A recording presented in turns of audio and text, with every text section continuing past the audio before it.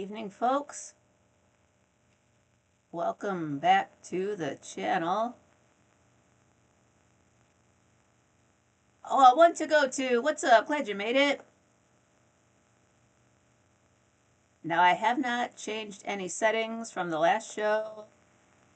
There shouldn't be any, like I'm not adjusting anything. I watched my last show. I've got to turn the fan on, pardon me. And none of the frame dropping, none of that stuff. But I was wearing a different shirt before. Maybe it just doesn't like this shirt or my hair, so we'll test it out. What's up, Arden? Glad you made it.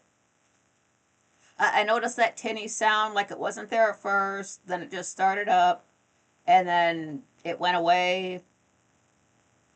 Please let me know if you notice that now.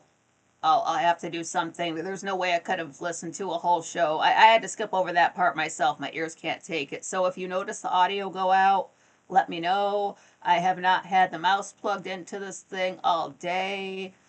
All I did was set up the show. And I actually had to fill out a survey. I couldn't do it on my phone. It came up in like white text with a light gray background, so I couldn't read it. Oh, one to go to. Love the shirt and hair. Thank you. Thank you.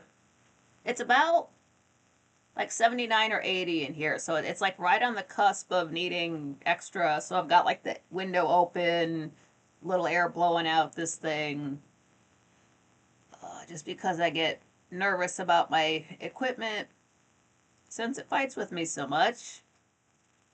Oh, but a little bit of a heads up, considering the fact that this thing cannot handle having the mouse plugged in and the camera at the same time, if and when I do any Minecraft uploads, it will be no audio, no video. It'll just be either me talking in the chat room, like the chat room on YouTube, or there's, again, like I say, there's a chat that pops up on screen that you can pull up on screen in Minecraft, and that's where you type your commands at. You can also use that as a chat room to talk to people, so whatever I type there would pop up on the screen. That's how that would go. That's how I've always wanted to do things. Arden, wow, it's chilly here in southeast PA. Yeah, it's like, I looked at the temperature. It said 23, so that's about 74 or 75 Fahrenheit, which is, I mean, like, I would still wear a hoodie out there, but um, I would kind of have to since I'm at 98 pounds. That's one good thing going, right? I better have been, since I told you I didn't eat the other day, and then I thought I was gonna eat yesterday. And I ordered pizza, and they got it wrong. Of course they did. So I only had 2 bites. Like, yep, great, thank you. This is how you have to see the good in every situation. So if you can't eat, you're just gonna. It's help with your diet. One to go to, and of course the hat is tops. I love the hat. I love wearing the. I thought if I get dropped frames, it just means it hates my hair. And that just means I'll have to wear it up, which means I can't wear a hat, and I stare at my bald spot for 2 hours when I watch my show back. Nobody wants to go through that, so I don't know. If nobody says anything about the audio, I'm going to assume it's fine. I did my whole show the last time, just worried about that the whole time. Arden said I weighed 98 pounds when I got married in 1986. Nice. Cool. Arden is short, though, so no, I mean, maybe not like here. She's like, if I'm 5'3", she's just a little bit less than that. So it's a camera thin. It's for my knee. Since the new goal is 95, it's not necessarily that I mean, like, yeah, I do want to hit that goal, but I am also just too stressed out thinking about my electronics and other stuff going on that I just don't even have an appetite. And plus, I couldn't go to the store last week because they were setting off an alarm. So I'm just, it's not like I'm out of food. It's just, oh, did I bump something? Please tell me I didn't mess any. Arden's 5 foot tall. Yeah, like 5 foot even.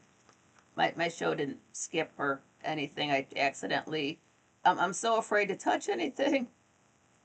I can't raise my voice either. It's if I sound, I mean, like, yeah, I'm tired. I'm not taking any extra caffeine because if something goes wrong, it's just gonna piss me off worse. So that's no good for anybody. But when I raise my voice and try to speak with some kind of inflection in a higher register, this thing cannot even pick me up. So we'll have to wait and see. I have to watch this back. And if I have to, I'll get a better camera.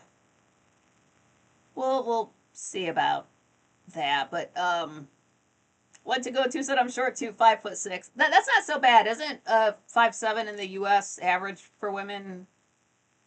Something like that. And then if you go over to the Netherlands, everybody's like a little bit taller, like 2 meters tall.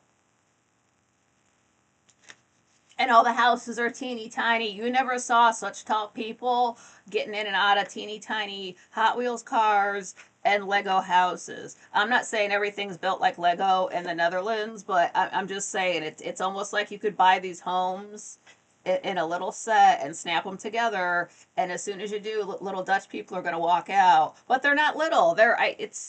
You have a 13-year-old son who's like 6'2", and he's not done growing. How do they not hit their heads on set? Like the showers are stupid tall. I was always getting water in my ear just because of the height of the showers is different in the hotels. So I had to, you have to learn how to hold your head right because they're all up there like that. But it's crazy. I took a picture of myself. I was like holding my hand up, and I don't think the tips of my fingers reached where the shower head was. Oh, I was bigger back then. I was 120. I've got it somewhere. You can't see my face.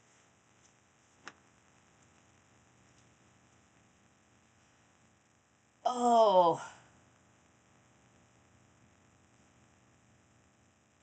yeah. Then I realized I've been forgetting to put my super chats in the descriptions for my last, maybe 2 shows. It wasn't that bad, but I was like, oh, something else that's gone wrong, but that's all right. I've got it in there now.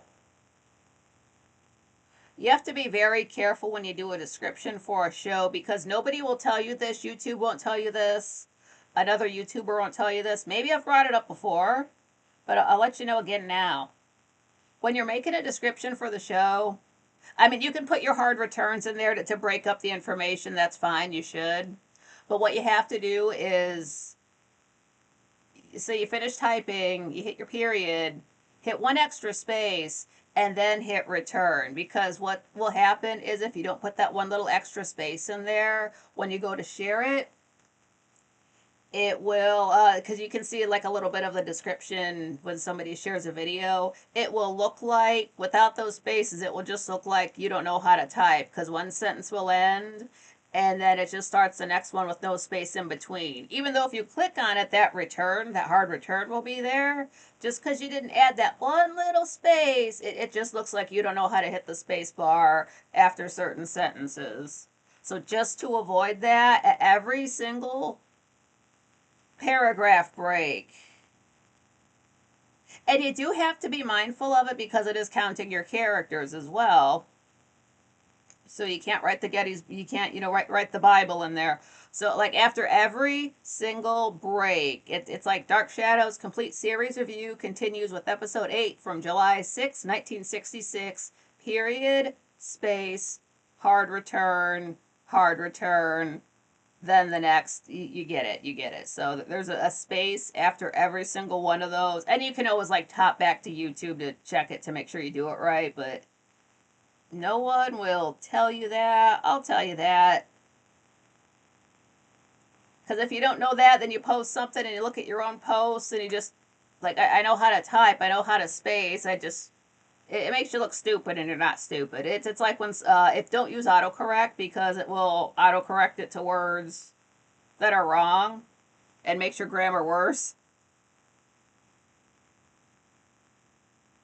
Arden says, if you don't add a space after tagging someone's name, it won't show up with an orange box. Ah, thank you for that. Yeah, every device is different. Sometimes that does happen.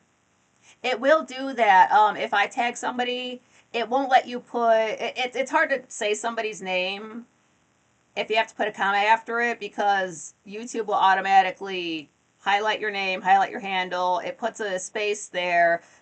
Then you have to put a comma. You can't get any closer than that or the tag won't go through. And then you do the rest of your sentence. But yeah, Arden in YouTube chat, yeah. Want to go to AI is so dumb at managing formatting text. Yeah, AI is not meant to assist you. It's a tool of the devil. It's just meant to, if they couldn't get you to dehumanize people through becoming a tranny or a vaxxer, they're using AI because all of those people will dehumanize you the same way. They're all basically the same.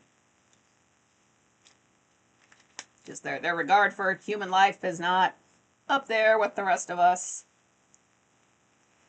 And, nobody tells you that either. You just have to deal with different people and realize they all act the same. It's like, why do all these different things have so much in common? Could it be Satan? I don't do a church lady impression. I'm not good enough to do a Dana Carvey impression. Oh, I was going to read that.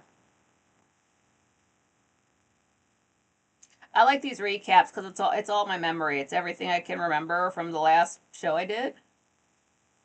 So that's not too bad. And I know these say Dark Shadows. That's just mostly to get them out into the algorithm. You guys know I can rarely stick exactly to a subject, and I jump around and stuff like that. So it's not like folks can't talk about whatever in the chat room. I'm not that strict.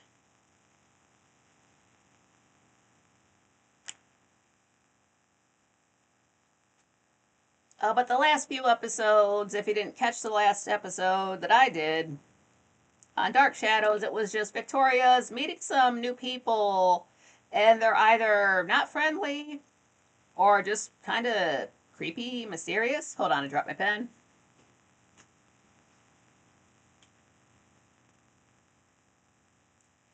And she was sort of convinced to leave Collinwood after about half a day, but then just up and decides to stay.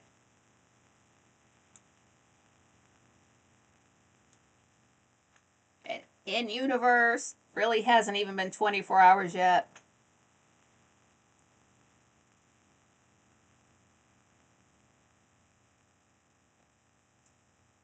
If you do want to watch Dark Shadows with black and white and background music and actors in different clothing and fewer hats, you can watch Dark Shadows on Tubi right now. Link in the description. They break it up into two parts. You'll understand why. There's nothing against you if you have not watched the beginning. A lot of people don't. I didn't. The first time I saw the beginning was about a year and a half ago. I knew 210 and from then on, and that's it. A lot of people do because it didn't really, it changed after the first year, and that's why it's still popular 59 years later. But there are people who would be tuning in for the changes, and then if they were to watch it from the beginning, they'd be like, who, what, who, huh, that actor? Wait, he's playing? So it would throw them off a bit. But it's okay to go back and watch it later. It's not going to ruin it if you haven't seen the beginning. But if you have, it will turn some innocuous lines later into full on, belly laughing jokes. Like, oh, that person does not know the joke they just made. Nightcock, glad you made it. Says, howdy, balcony gang. Michael Orleans, not Dark Shadows again. I know, right? He's one of my biggest fans. Well, there's two Michaels. There's Michael Orleans, and then there's Michael, no last name, just to differentiate. If you're not watching along with the chat room, I do say a lot of the names. We have two Michaels. Arn said I'd never watched the early episodes before Barnabas. Yeah, I did not know what I was getting into when I started with like episode 1. Like, am I gonna know everybody? Is this gonna, you spend the whole time, you know what's gonna happen later, and you just wonder how it's gonna apply to the stuff that happened before. So it's like, wait, they keep bringing up this person. Does that mean, are they using the same name? Or is it going to be, like, you don't know if they're talking about an actor that's going to come on later. You don't know if they're just talking about some rando and they just happen to use the same, like, last name. Both of those things happen. So sometimes they'll use a name for a character. You thinking like, oh, they've used that name before. That they mentioned that character like 10 episodes back. I can't wait to see how these two people are going to interact. And they get in a scene together. And it's like they've never seen each other before. Like, I know they have the same name, and then you just have to realize that the writers were just not paying attention and just must have liked that name, so they used it for a second character. So you as the viewer are confused, but the writers were too busy smoking cigarettes and drinking coffee and writing a TV show to keep all the names straight. So you have to love it for the little like oopses like that, because then you feel really stupid watching like this should be a big deal. This should be a huge deal. Nobody, no, I'm the only one who, and it's, I'm the only one paying attention. I'm the sober one. Okay, but it's fun. It goes all over the place. You almost love it for like the bigger the flubs are, like actual full on stage hands just kicking it in the shot. I shit you not. You have to love them for it because the actors, you just ignore it. They're doing their job. They're focused on the scene. And then, of course, in the last episode, episode 7, we got our first, the first time that they were a character in a scene were the donuts. Like, you see them before this, but this was the first time they're front and center. And then you have to wait and see, like, is the actor really going to touch a powdered donut and pretend to eat? Like, no, they're not going to do that.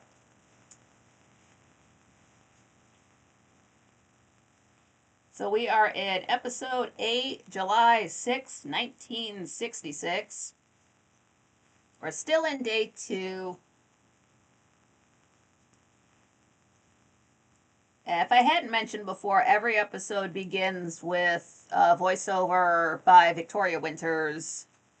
And the voiceover, it's not speaking for the whole show. It is speaking just from that character's perspective. So if they say a thing is a certain way, it's just because that one character says it. You know, spoilers later on, other characters will do the intro. And the information we're getting, like, you're thinking it's going to apply to the whole episode, and then you watch it, and it's like, oh no, they're just talking about their own personal issue going on. So it's like one of those unreliable narrator things.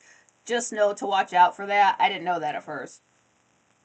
Patrick said, hi all, forgot you were on. Hope you're all well. Yeah, doing pretty good. John Rogers, glad you made it. Doing all right. Weather's pretty okay. Had a little bit to eat. It's, you know what, this threw me off so bad. I thought it was the 31st. I really did. And then the welfare siren goes on, that they set off a tornado siren at noon on the 1st of the month. I thought it was the 31st. I was looking around for my phone so fast, could not believe it was September 1st. Even though I had already set up a show, I was confused as hell. Like, what? The 31st? Not a drop of rain in the sky, so we couldn't have had a tornado. I was tripping. Yeah, Patrick, I'm on when Frank is off this week, so it's going to be me today. Tuesday and Wednesday, Frank is on. Thursday, Frank is off. He has to set up for everybody coming over. Then on Friday, I'll be live at 5 p.m. Eastern Time. So just 2 hours earlier, because Frank is going live at 7 p.m. on Friday for about an hour at the studio. And then I'm just doing my regular Saturday show because there's nothing live coming from the Quite Frankly channel. So it'll just be a regular day.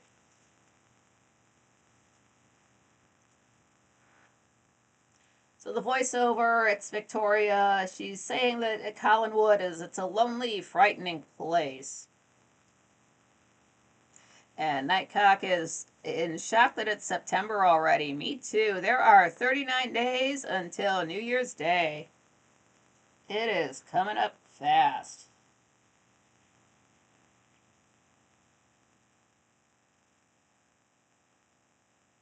So this is daytime still. We're at Victoria's bedroom. There's Liz closing that door, and it's got that latch that will not latch. It seems to have been broken since Liz it was Liz's bedroom before she was married. So again, richest family in town. Don't know why this window's not fixed. It comes up. But Liz closes that window, latches it, and she finds a letter from the foundling home that was sent to Vicky, and it's just laying on the floor. And so she kind of picks it up and just not necessarily to be snooping, but you see something with words on it. You just want to see what it's about. So she's just picking up, just reading it. Glam AF. She's got this pearl brooch. She's got like pearl earrings, pearl necklace. So Carolyn walks in, and they both, she sees her, Carolyn sees Liz reading that letter, and they both kind of agree that Victoria's had a rough life. But Carolyn wants to know why Liz chose Vicky when she could have just gotten a local girl to, be a governess. And Liz is just, oh, well, Roger knew someone at the foundling home.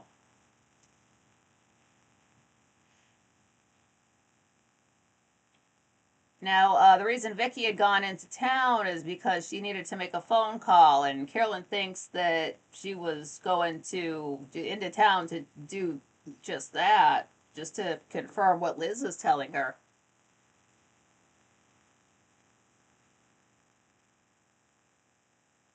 Everybody's saying hi.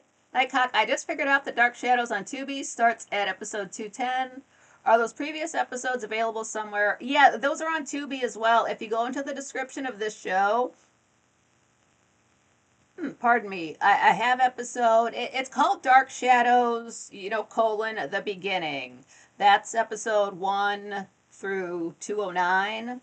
And then Dark Shadows, no additional subtitle. That is episode 210 through 1245. If you can't find the link in the description, I've got it in the description for the channel as well. Let me know. I'll drop it in the chat room. I do want you to check it out. My descriptive skills are only going to be so good. I can't act out the way the actors do it that well. As much as Capricorns are mimes, I know I'm not a mime. I'm not an actor either. I just play one on YouTube. Now, if you go looking for Dark Shadows on Pluto TV, that's when it's going to be incomplete. They have episodes something like 210 up until like 858, 800 something. It's some odd, because it is broken up into seasons on Tubi. I don't really follow that. To me, I'm just sort of more following storylines than, like, I don't care when it aired. I've got it all here at once, so it can be, whatever. I don't understand that season stuff, because if you go to look up episodes of Dark Shadows on the Dark Shadows wiki, that season stuff, it might be up there. It's a little bit meaningless. Just like I write down, like I'm on case 1, disc 1. That's not going to mean anything to you. It might be on the wiki. Go by the episode number. Whatever episode number is listed, use that. Some episode numbers they skip, like there is no episode, like 109. Just run with it. Some episodes have 2 numbers. Doesn't make sense to me. Run with it. That's how you can find it. That's how you can look it up, to look up, like, wait, who was that actor? And just little stuff like that. What's up, Dusty Blue? Glad you made it. But definitely Tubi for all of Dark Shadows. And then if you're really obsessed, you can buy the box set, which was just slightly north of 400 a little over a year ago. But you do get, it's the entire series, plus every disc has an interview. To be honest, a lot of those are on YouTube. There was a bonus disc with bloopers. Haven't gotten that far yet. And then a booklet that tells you all about, a little bit about every episode. If you open it up, it looks like Barnabas Collins. Spoilers, Barnabas Collins in his coffin. And then if you take all of the discs out, it looks like the lining of a coffin. They went through some trouble on that box set. And then somebody gets on the comment section of my video I did of the unboxing talking about they paid $160 for it. Like, oh, I'm glad you got it for that price. I wish that would have been me, but that's all right. You gotta have it. You gotta have it. So back to the episode. We go over to the Collinsport Inn. We're at the lobby. There's a phone booth in there, like proper phone booth. Sit down, close the door, privacy. It's open for the camera, but we're not supposed to know that. So last time we saw Victoria, she was just getting her phone call from the foundling home. That's the same as an orphanage or an orphanarium. So she's on the phone with a Miss Hopewell. And you can tell this lady is trying to milk this part for all it's worth because this is the only episode she's going to be in, so more power to her. Dusty Blue said, I'm back from Lenox, Massachusetts. Went to Tanglewood. Seeing Leonard Skinner. Was such a great outdoor concert. Whoa. That would have just been a crowd of like the coolest people too. Man, everybody likes some Skinner. Come on. Play Freebird! That sounds like so much fun. I hope you had a blast.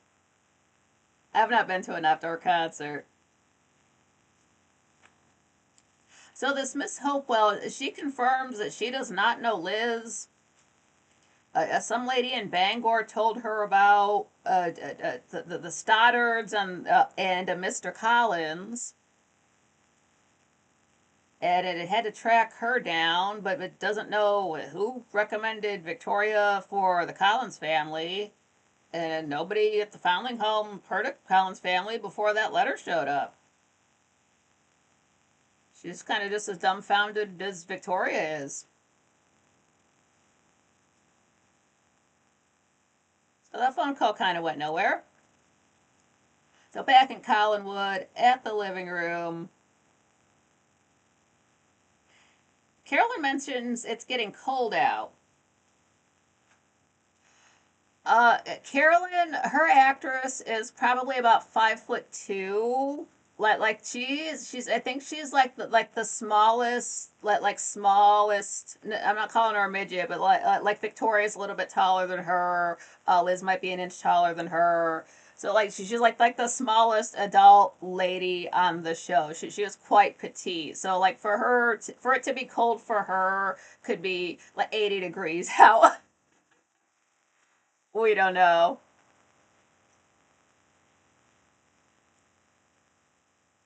Dusty Blue Hells, yes, Freebird was the final song. Yes, such a blast meeting so many people. Sweet time. Because, it's just going to be a bunch of down home folks. Nobody's trying to cause trouble. People just want to have a good time and listen to their favorite band and meet people. And, I don't know what the drinking and party favor situation is. But, I doubt anybody's there to, nobody's trying to drug anybody or make anybody have a bad time. It sounds like so much fun. Since if I were to go to a concert for somebody I liked, I'd have to suffer through songs that. Oh, well, I told you about the Mayhem Ball. I just need a time machine to go to concerts.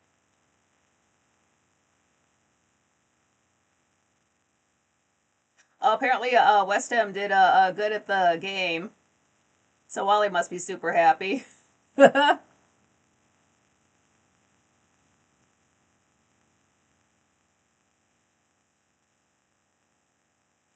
Carolyn says it's getting cold out. And Liz is standing at the window. Whenever anybody gets stressed out, they go up to this window and open it up. They'll let the breeze come in. That seems to be like the cue to open that window up. And then we get a different, the camera can shoot through the window, so we get a different shot of the actors.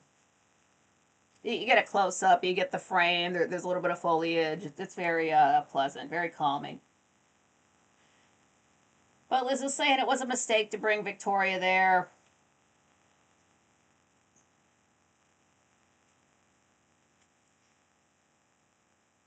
And she just looks like she just made the worst mistake. That no one looks like they're over it better than Liz. This woman is so just the way she's so cute. Just like even when she's pouting, she's adorable. Oh my god, this lady. And they've never had a stranger living at Collinwood before. All this time this house has been around. This is the first non-family member living in it. It kind of blows my mind a little bit. And Liz wants to send her back. But Carolyn, that kind of pisses her off. She's just like, no. She's like, it's different with Victoria here. She has someone to talk to. Right there at Collinwood. You know, she doesn't have to go into town. It's like she finally has a friend there with her. And Liz is talking about, we do a little bit of sweeter music here. Liz brought Victoria there to be with her and to look after David, to be with Liz and to look after David, so Carolyn will feel more comfortable about marrying Joe Haskell.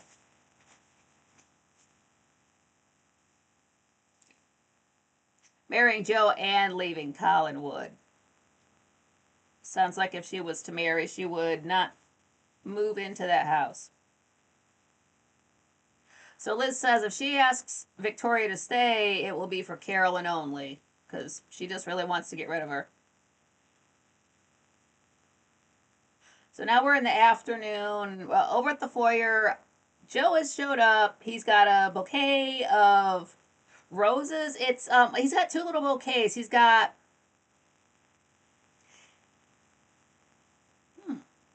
I didn't write down. He gives a little bouquet to Liz, and then he gives one to in the living room. He gives one to Carolyn. It's these small yellow roses. I don't know too much about the meaning of flowers, but I know yellow roses means friendship. Like they're not red, they're not pink. Nothing wrong with that, but yellow flowers for the girl you want to become engaged with.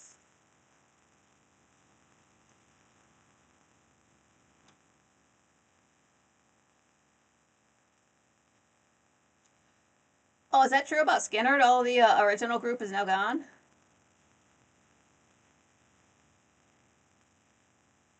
Or yeah, in the late 1700s, they had Josette and the Countess. Oh, the Count! I love the Countess.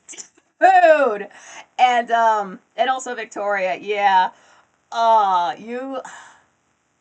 I like that actress anyway, and you can tell that's not you. When we get to her favorite role, you're gonna know, and I'll point it out if you can't tell. But I think she had fun playing the Countess. That was fun to watch. Or yeah, you give yellow flowers to your mom, your sister, or your friend.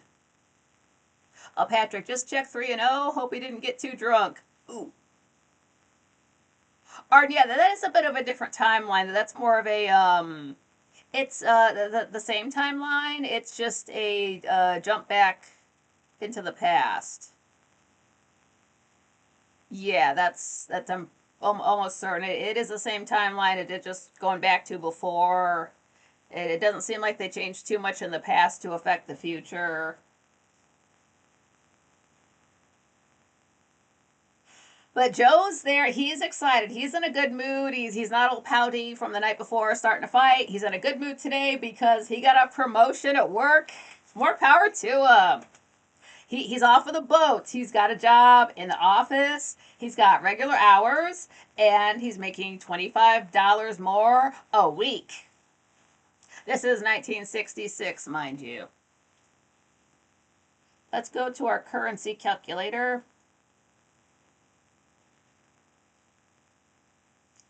I said,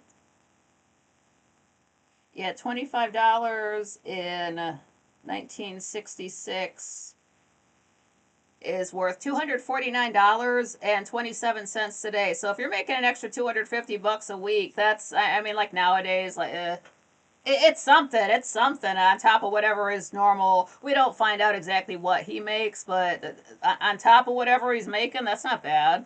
It's something. And he's so excited because with his $25 more a week, it's got him on track to where he wants to get his own boat next year. And, then get another boat and start his own fleet. So now he's right on track to do that. And there's Carolyn. She really says, all that on $25 a week. And then she mentions that like she could speak to Bill Malloy and make it more, just innocently. And Joe's like, no, no, right away. That's not what he's about. And then he proposes to her, and she says no. She already doesn't like that Liz ships them, and just oof. That sucks, Joe. Having a great day, and then you ask a question. That sucks. But there's Liz. Like he can't even be sad about it right there because Liz is walking in with the tea. Again, love their tea service. Love the cups. It's so fancy. It's so understated that there's not printing on these cups. Like they're not these gaudy, tacky stuff that you would see nowadays. These are just white cups. And the fabulous thing about them is the shape. That's how tableware should be. And they're telling Liz she's walking in that Joe got the promotion just this morning. And then Carolyn accuses Liz of telling Bill Malloy to give Joe the promotion. And Liz says that that was Bill Malloy's idea, that that's not hers. She wouldn't suggest that he get a promotion. Why would Liz suggest Joe get a promotion? All that would do would make it so Joe could more easily marry Carolyn. Liz wouldn't do that. Not being very convincing. And then Carolyn is just pissed off about the shipping. Of course, they don't call it shipping. I'm using modern terminology, but she just really wants her daughter married off. And Joe seems like the guy. Dusty Blue on the way home. Stop in Otis, Massachusetts, to a Cafe Page's place. That was my aunt and uncle's old general store slash cafe. Met the new owners, and they love knowing my connection to the place. Oh, that is awesome! Whoa! Like, oh, you spruced it up, huh? Sweet.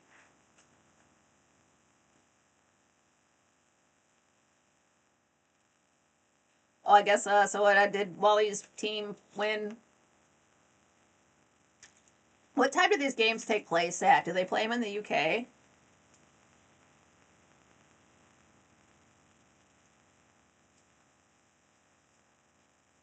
So now Victoria's back. She returns Carolyn's keys. And Carolyn's upset. She has a chance to leave Collinwood, and she's scared. Like, this is kind of what she wants. She's always calling Collinwood a tomb and a mausoleum. But at the same time, she doesn't want to be away from it. She doesn't want to leave her mother. Or no, in the UK, so usually in the morning around here. Yeah, so it's like night. You're eating your cereal for breakfast and drinking your coffee, and then they're playing let's say hockey, a soccer match, playing football. Like, it's not noon yet. What?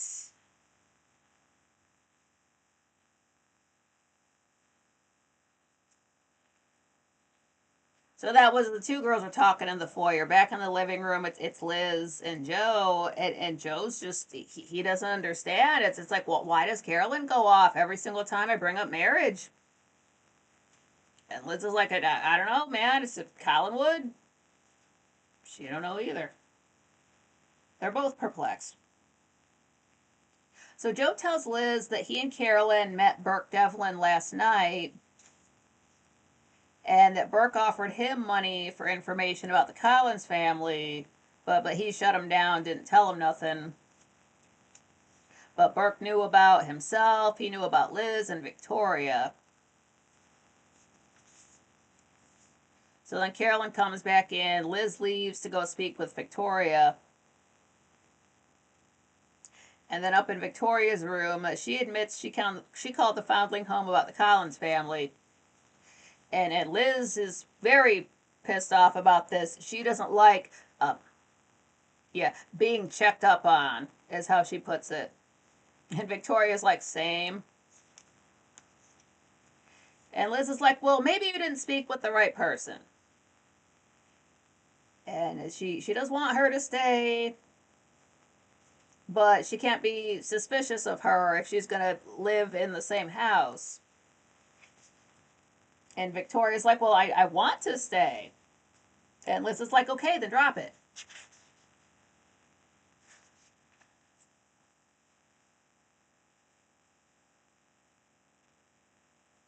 So back at the foundling home, we see is it Miss Hopewell? Mrs. H. She's dictating a letter.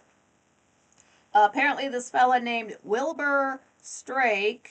That was Burke Devlin's PI. I know I didn't mention his name. That's the same dude. That guy was asking questions at the foundling home about Victoria Winters. Doesn't know why, but this is a letter that she's, having typed up to be sent off to Victoria to let her know, hey, somebody was here asking about you. And credits. That was episode 8. Okay, yeah, Patrick. Yeah, different times, but depends on what TV company it is. Or no, sometimes it starts in the afternoon. Okay, I'm just used to people like folks watch football. That doesn't seem to start until afternoon, like 6. I guess I don't know. I don't follow anymore. I used to watch the Super Bowl, and one year I tuned in for the coin flip, and they did the coin flip. And then I realized I was going to have to sit there and watch 3 hours of football, and I changed the channel. I do not have that kind of patience. I can watch somebody play a video game of playing football or baseball or whatever for time. Not the real thing, no.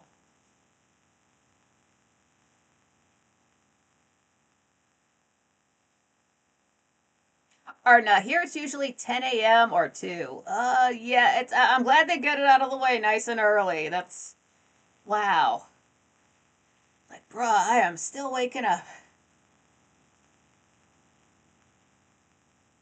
So episode 9 is July 7th, 1966, 7766. Afternoon, still day 2.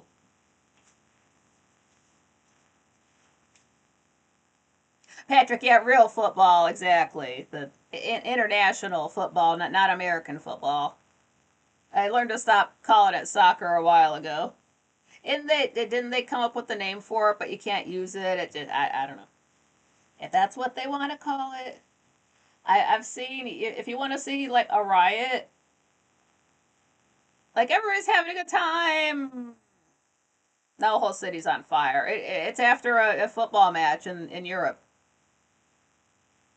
Night clock, yeah, baseball had to add a timer because games were taking too long. You don't need to spend. It's hot out there.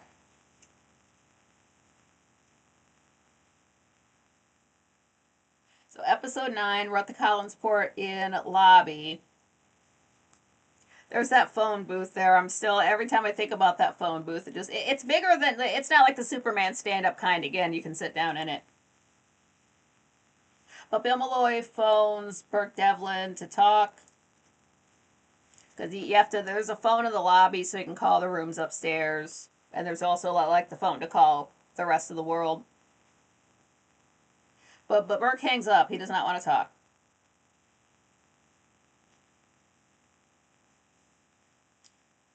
So over at Collin Foyer, Bill's walking in and he's just rushed in a panic. He's just like a serious guy, practical type of dude coming off. So it seems like if he's worried about something, it must be really serious because this doesn't seem like a guy you can just rile up.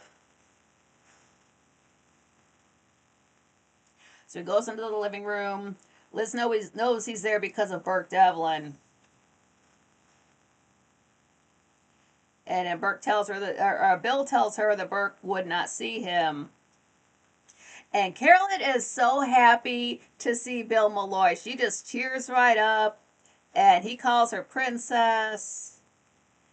And it really comes off like she's, he might be a little bit more of a father figure towards her. Again, her real dad is not in her life, so she's got to project those feelings onto somebody else. And he seems like a nice dude. He's been working with the family for a while. They know each other, so they've got a little relationship. They like each other just fine. But Carolyn asks about Burke Devlin, and Bill tells her, you met him last night. And she's got to think about it for a while. She doesn't know what he's talking about. Must have been that guy that broke up the fight. And then she really starts to recall this dude, and she's just so happy when she remembers how handsome he is. No one mentioned that in the last 2 days. And then she leaves. She's got stuff to think about now. So Bill asks Liz when Carolyn and Joe will marry. And Liz should get Carolyn out of Collinwood since Burke Devlin's back in town. And then he starts to give Liz a little bit of shit for staying in Collinwood for all of those years. In this tomb. There it is. Nobody has anything nice to say about this house. And Liz wants Carolyn to leave it all. I mean, Burke, can't hurt Carolyn. She's not scared of him. And Liz doesn't know how to be scared. She's not one who's gonna, back down because of intimidation. That's not her way. She's not gonna do anything underhanded. She's gonna stand her ground. She comes off like a very tough lady if you put her in a pinch. And then Bill Malloy, he's just, on about Burke being back. He's like, well, we'll stop him. Okay. It's that serious. Okay, Bill. Up in Victoria's room, Carolyn comes in. They're talking about Widow's Hill. She says it's 100 feet from Widow's Hill to the water. 3 people have already jumped. Josette Collins and 2 governesses. Going really hard with the spooky stories. It's like, oh, I just want to give you something to write about when you write home. And legend says another girl will jump from Widow's Hill. And Carolyn's a little bit confused. She thought Liz fired Victoria. But nope. And Carolyn's just kind of like just venting her troubles a little bit to Victoria here. But Carolyn just kind of admits she's scared all the time. She acts phony with Bill Malloy, and she hates Collinwood, but she's too scared to leave. And she loves Joe, but she can't agree to marry him, and she thinks she's always going to be scared. And then she asks Victoria about Burke Devlin.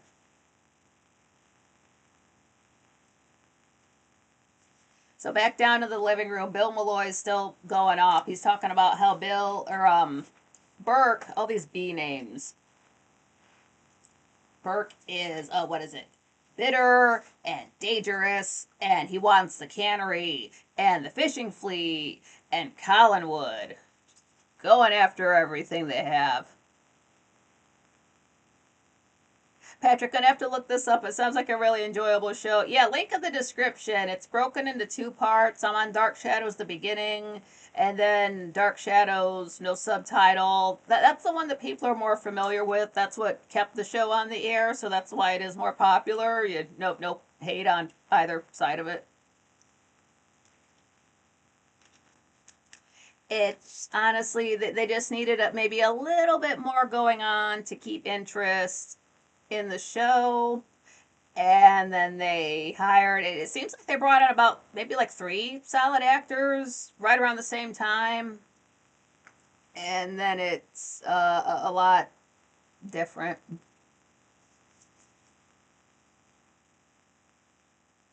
Nightcock, I used to watch it all the time growing up. My mom was a huge fan. I even got to go to Dark Shadows and meet all the cast. What was it you talking about? He went to the Dark Shadows conventions. Nightcock was talking about like he met Jonathan Frid and like maybe some of the ladies or something like that. That was so cool. Nightcock, I should start it all over from the beginning. I probably missed a lot since I was so young. Yeah, even me, like I watched it all, and then watching it back now this year, I'm like, how did I miss that? What? I must have been looking away. When did they? Patrick, yeah, cheers, Nikki. We'll check it out. Yeah, it's all free on Tubi. Nightcock, yeah, awesome. Because there were always conventions going on. They still do conventions. They're still, I mean, well, of course, the younger actors are still alive. Some of the older actors are still with us. One of them got married not too long ago. They're still out there. I mean, they still have fans, so they should still have conventions. So watch them do something in October again, up in Tarrytown, New York. They were playing either House of Dark Shadows or Night of Dark Shadows. Something on maybe October 12th. If I could have gotten up there, I would have went. It was like the day after New Year's Day, or maybe it was going to be the day before or something like that. But it's fine.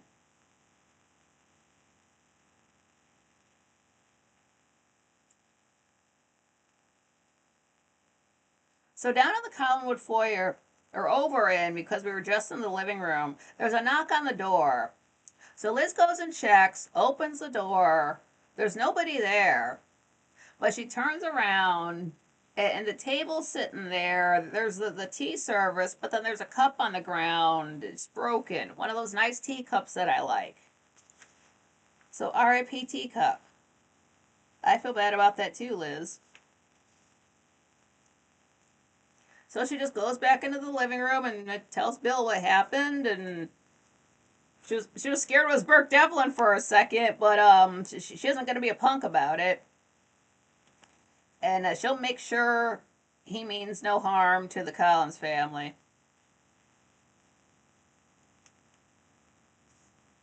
Nightcock, it was cool seeing them in costume. Good times. Yeah, that's what I don't know. I don't know if they go out there in costume. I don't know. The pictures I've seen, they're in regular clothing, but I know they have done things where they are in character. It just most of what I've seen, it just everybody's just casually like they're dressed nice and they're microphone and just photos and questions and all that, and they're so much fun to watch because you see the actor and they're smiling and they're holding their microphone while they listen to the question. You can't hear it, but they're listening politely, and then they give this great answer. It would have been nice to have context. Oh, Nightcock, yeah, most friendly vampire ever met. Yeah, very. You take a stage actor and put him on camera, and it seems so effortless for them. If you want to see a fella who knows his angles, oh my god, I think that's like episode 211 or something. So back up in Victoria's room, Carolyn was just asking about Burke Devlin. And Victoria calls him charming, direct, and frightening. And he told her stories about Collinsport while he was asking about the Collins family. But he didn't ask about Carolyn. Oh, but he didn't ask about you, kind of a thing. Like you never came up. Carolyn says it's like a bomb went off when Victoria said Burke's name. And I mentioned how he threatened to paddle her last night. Because she looked some kind of way when he said that. Like, oh, that kind of set her off. I don't know if she did it then, but you will notice what Carolyn does. If she's, because she does this later on with Burke, she does this later on with another character, but she'll be talking to somebody, and if they say something that's just a little bit, I don't want to say sexual, just something that like she'll be dealing with these men who are kind of hard asses, and you can tell she likes it because she'll be looking away, she'll be looking more towards the camera so the guy can't see it, and she'll just like lick her top lip or lick her bottom lip, and it's really subtle, and you really have to look for it. It happens a few times. Again, it happens with Burke, it happens with another character who's not on the show yet, but look out for that. So just like, because, okay, here's Joe, he's a little bit of a pushover, taking all of her knows about marriage, versus Burke, who right off the bat is threatening to paddle her, and she's excited about that. So she's intrigued. She's into that. And then Carolyn offers to mail the letter that Victoria's writing, as an excuse to go to the Collinsport Inn and mail it where Burke's staying. So down in the living room, Bill is on the phone. They've arranged to send Carolyn out of Collinsport on a trip. They don't really say where, just out of town on a trip. And in Victoria's room, Carolyn takes the letter, and she's like, I'll just get a stamp at Collinsport Inn. You don't have to put one on it.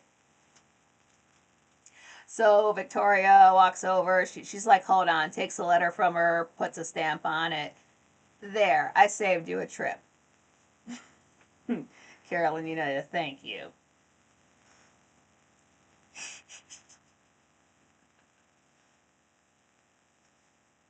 So Carolyn goes downstairs, and they call her into the living room. And she does not like this idea. She does not want to be sent away because of Burke Devlin. She wants to help. She just wants to help. She doesn't know how, but she just wants to help. So Bill offers to give her a lift into Collinsport. So then we see Carolyn in the Collinsport lobby. There's a mailbox right there, and it drops the letter in. There's the phone right there to call upstairs. So she just picks it right up, gives Burke a call, and asks to come up. That is how that one ends. I wrote down that the ghost of Collinwood is David Collins. I think that's who broke the cup. I'm starting to think any of these weird little things that move around and people don't see might be David. We don't really get confirmation of that, but some of it might be ghost, some of it I think is him. Nightcock, yeah, see the stuff I would not have caught when I was 5, lol. Yeah, just because you just don't. Plus, they do go by so fast. So unless you're specifically waiting for a thing to happen or just happen to note it, sometimes you can't even notice it because I don't know why, but the camera is focused over here on the wall and it's not even in focus, and the actor is over here, and suddenly you get all this weird shaking to try to find the actor, and then the director just cut to a different camera, then we get a better shot. who is not who isn't paying attention? I understand accidents happen and stuff like that, but you're focused over here. Like sometimes I think when you can't hear an actor because they're too far away, I honestly think the person holding the boom mic is just off to the side lighting a cigarette, and it's just like the flame is just not catching, so they're just holding it, and we can barely hear the. I think stuff like that. It's so cute.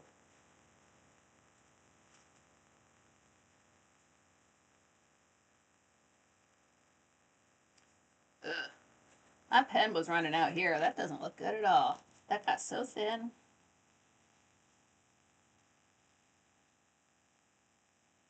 Or some of the like sexual, not like, not that there's too much sexual innuendo in the show, but like they imply things on the show that the first time watching through, you might just not notice, like, oh, they're upset, oh, just whatever, but then you watch it a second time, you're like,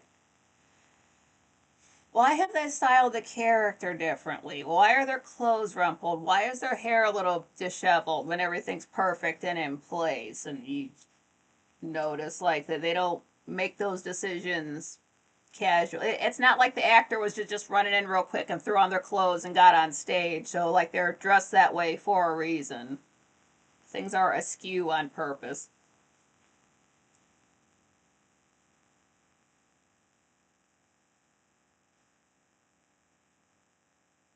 We are at episode 10, July 8, 1966.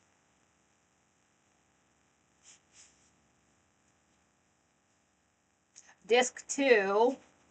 Not like that matters, but it does if you have to swap out the DVD. Yeah, Nightcock. Yeah, a clue, a clue. It helped, like when you notice something teeny tiny in an episode and then it pays off later. Like, oh, I was right to pay attention to that. They didn't think I'd notice, but I noticed that was over there. Now it's over here. That means something. And then they confirm it. Like I knew it was there. I knew that. You're suddenly the Leonardo DiCaprio pointing meme when he's holding the beer or whatever. But second day, it is night. Maybe it's been around 24 hours. We are at we're in the foyer. David Collins comes in. The phone rings, so he goes and hides by the kitchen door. Like I told you, it's like the steps going up, and then it like there's a L, and then it goes to the door. Right underneath that door, almost there's a doorway that leads to the kitchen. They might not tell us that now, but there's that door that's in the back of the shot. That's where it leads to. We just assume it leads to the rest of the house. It's a functioning door. Actors use it. It's not just a. It's not like real fake doors, which are creepy as hell. So he's hiding by the kitchen door, and Liz comes downstairs. This phone is so loud when it rings, it hurts my ears so bad. But Liz answers the phone, and she tells Roger that Victoria is in and Carolyn is out.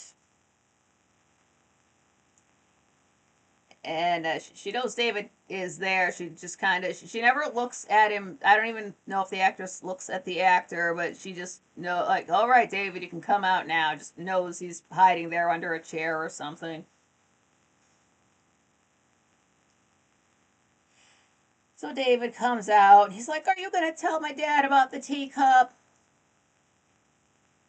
Then he says a ghost did it. And Liz is like, "Yeah, cool story, bro." David does have problems with being honest. Patrick, 60 shows probably too risky for any raunchy scenes. Yeah, of course there are. I'm sure they had a lot more rules back then what they couldn't show, but they do imply some bad sexual things at least twice. The one that happens more later on, I sort of noticed just because like you don't see the characters dressing. Why is this character like adjusting their clothing as if they had to put their clothing back on?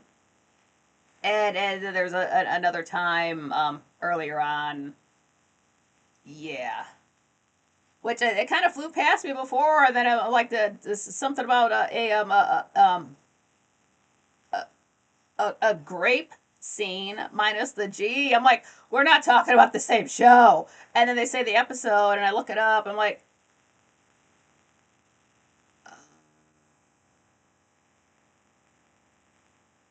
I can see that. So that happens. But it's the 60s. We're not supposed to think about that. Or the 1800s, or whenever the heck that other thing time happened. Yeah, that'll definitely get mentioned. So now we are up in a new location. I don't believe you've seen this yet. We're in Burke Devlin's room. Again, he rented out the top floor of the Collinsport Inn. It's a 3-story building, so he's got the whole top rented out. So it's just a hotel room. I couldn't really say whether or not the furniture is modern or not. They mentioned that it hasn't changed in 20 years at some point, but I don't know if that's what furniture looked in the 60s or in the 20 years before that. So it just looks nice enough. There's a kitchen, there's a phone, there's a door.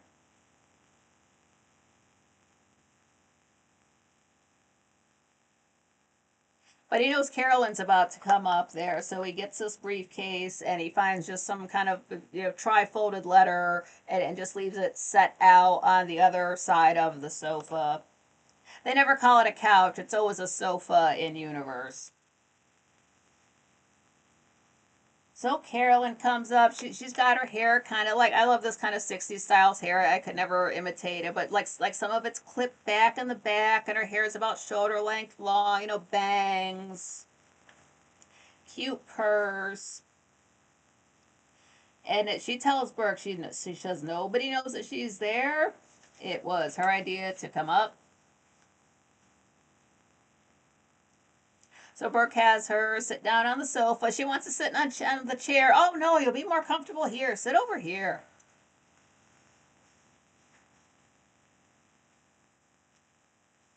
Patrick, yeah, grape scenes. Maybe lots of people will whine too much. Just um,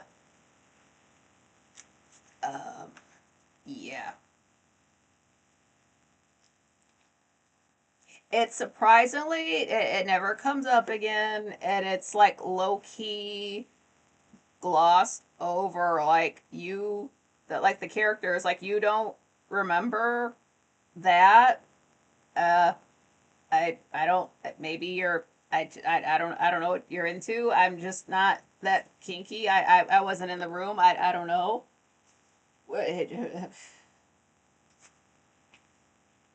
Okay, I guess that's good for the character. Nobody wins in that situation. But Carolyn is just very, she just wants to help. She doesn't know how she's going to help. She just wants to help. And she's got a thing for Burke anyway, so of course she's going to go talk to him. But she asks you, why her uncle is so afraid of him. And Burke laughs. He's like, oh, no reason. Yeah, he makes himself a drink. He gets up, goes into the kitchen. While he's doing that, that's when Carolyn kind of looks over and she sees that letter. And this is when you see her. She licks her top lip before Burke hands her ginger ale. And I think Burke Devlin's a Scorpio. This is the first time I really thought somebody was a. I didn't notice that the first time going through, but something about this dude makes me think he's a Scorpio. Just the way he's a little bit. I was thinking Capricorn later on, but the way he's just so determined and focused about getting what he wants. He doesn't care who gets in his way. He just wants to take down the Collins family flat out. Want to go to seeing what you said there? Yeah, it just you need to take the G off and it. Yeah, yeah, the. I know that's it's not like I don't want to mention it at all. I do have to bring it up because it does happen, but I know that's a triggering thing. It's not okay to be doing that to other people, and not on a subway, not anywhere, not at any age. But Burke's talking about he made his first 40 cents collecting bottles on the beach. And then he acts like he didn't want Carolyn to find that letter because it says something about how he's got some kind of deal, maybe in South America, that he has to jump on in the next few days, or it's just gonna. He'll lose it. He just won't have that opportunity. But he's like, no, no, I'm not dealing anything with that. I'm going to be in Collinsport for a minute. Oh no, my fly's down. I just watched these.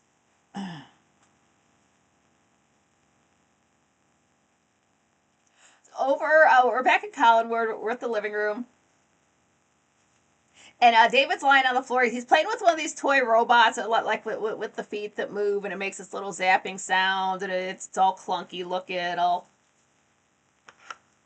couldn't say if it was from any like TV show back at the time, but it's just a noisy child's toy. But he hears Roger coming in, so he hides behind a chair somewhere, grabs his toy, just hides. And then Liz comes in, and Roger's been hitting the bottle too much. Again, he can't walk in that room without going to the wet bar first. And Roger says that Victoria was at Collinsport meeting with Burke Devlin. And he mentions that Victoria is 20 years old. So this is the first time we get any real solid age for her. We know that money stopped for her when she was 16, but this is the first time we're getting some real information. So she's 20. Okay. And then Roger's saying that the best place for David is an institution. And Liz brings up the fact that she paid Roger to fuck off 10 years ago and has been giving him money every month since then, yet here he stands. And she only let him come back because of David. That's the only reason they're living in Collinwood. And right as they're, discussing him, David's toy makes noise, so they know he's there.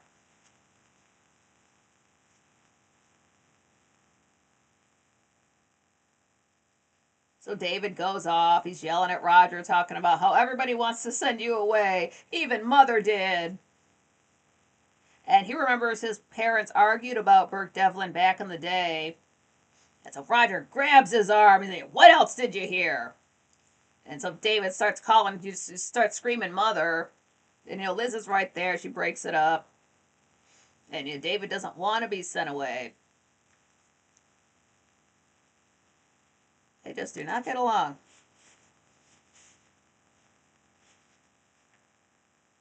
So at Burke's room, he gets a phone call, but the phone rings.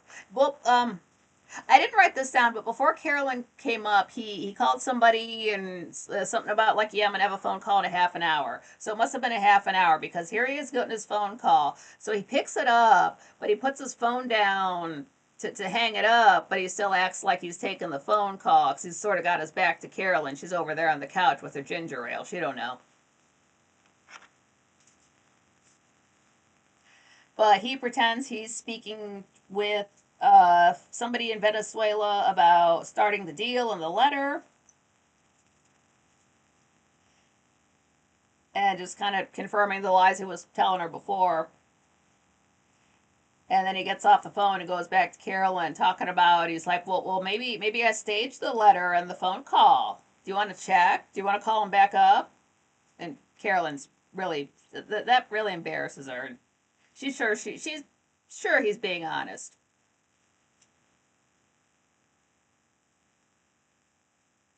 Yeah, it is definitely night at the living room. Liz is nodded out in a chair. She's just kind of, lights are off. She's just kind of zonked out. But David walks in. He's just dirty. Just like he's got dirt on his face. It's dirt or mud or it's black and white. You can't tell, but it's on his shirt. It's on his arms. It's on his pants. Like, were you just rolling around in the mud? What the hell is wrong with you, kid? But he's super calm. So he just walks up to her like normal, wakes her up.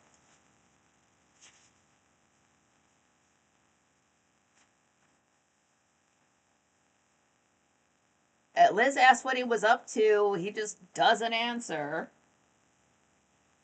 But she kind of doesn't have time to get into it because just then in walks Carolyn with Burke Devlin. She calls him her friend. And that's when episode 10 ends. Like, great, the last person anybody wanted to see up there. But Carolyn thinks she's helping.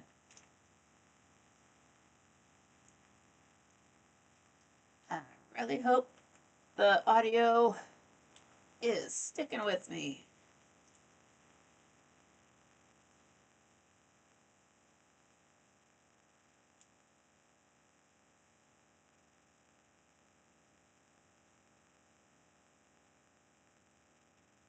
I keep writing over my writing because the pen was dying. I'm sorry. Episode 11. We are at July 11, 1966. Still on the second day. In the voiceover, Vicky is saying that Collinwood has been there almost 130 years. I wonder if that window in the bedroom has been broken that entire time. Yeah, it is nighttime. We are still in the foyer.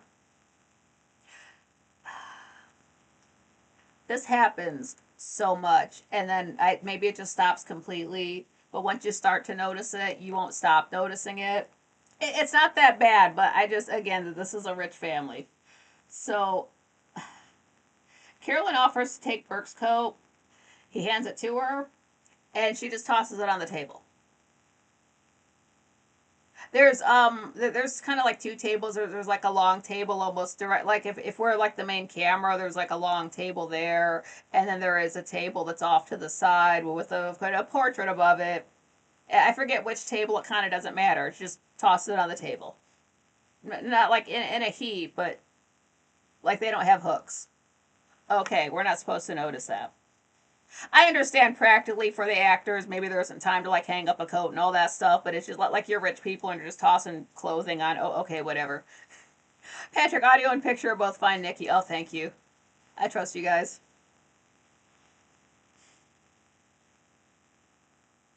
Yeah, toss it on the table against the wall. Just whoof. Get it out of here. So they go into the living room, and Liz begrudgingly makes polite small talk with Burke. Just so I thought you always hated Collinsport. Just she doesn't start with that, but you know when you just have to grit your teeth and be polite because they're in your house, it's that. It's waiting for an opportunity to kick him out. Like, say one thing wrong, dude. Give me an excuse. But Carolyn tried to smooth things over with Burke, and she thinks she has. And she says that she knows he's leaving in 2 days. Like it's just that simple. So we're back in town at the Collinsport Inn lobby, and drunk Sam is looking for Maggie. He's not too bad, but like he can still pretty much walk, but he just gets a little when he starts talking. That's where that poetic philosopher side came from, probably the bottle. But he goes in there. Now there's somebody working behind the desk for the first time. It's a fella named Mr. Wells. Older guy, too. He's not a young man. This dude's like grandpa age.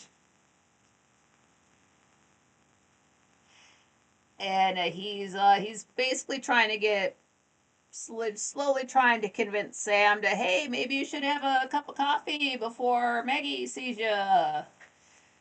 Nobody wants to see their dad fall down drunk for a decade.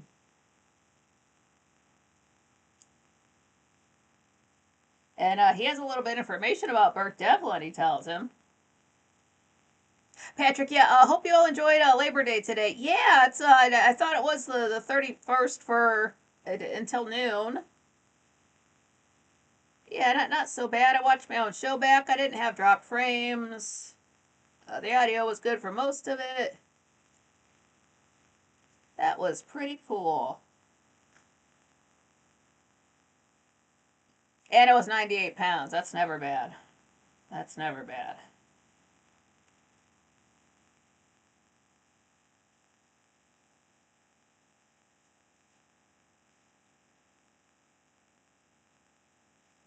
So they kind of, it's you got these double doors that lead right into that restaurant. It's all in the same building.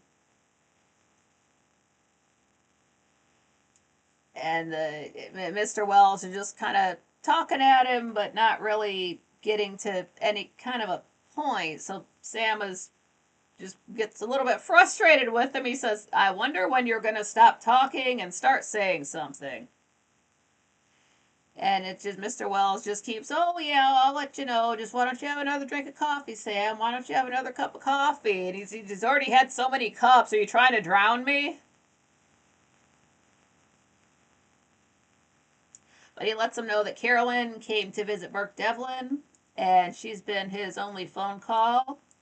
She stayed up there for 1.5 hours, and then they left like they were pals. And he mentions that it's odd that none of his Collinsport friends that have called him since he's come back to town. And it's odder still that he'd be friends with a member of the Collins family.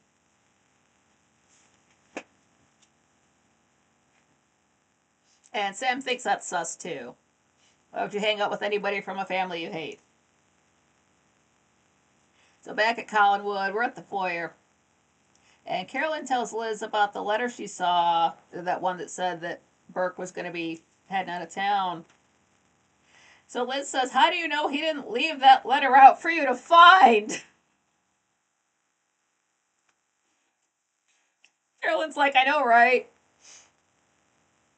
She's like, but he got a phone call. Everything will be fine. And Liz is like, "There's nothing I'd rather believe." Liz gets some great one-liners. This is starting with the one-liners. Some other people get them here too, but Liz gets some great ones. Oh my god. Oh, I can't. I'm thinking of one right now, but it's not till like episode 200 and something. So we go back to the lobby at the Collinsport Inn, and Sam is on the phone to Collinwood. He's calling for Roger, and then he hears Liz say Burke's name, and he hangs up. He's heard enough. So we're in the living room, and Burke's talking about how he's over the past. But then he's talking about how much would Collinwood be worth? What, like 200,000, quarter mil? And Liz lets him know in no uncertain terms that Collinwood is not for sale. How much would that be worth? How much was...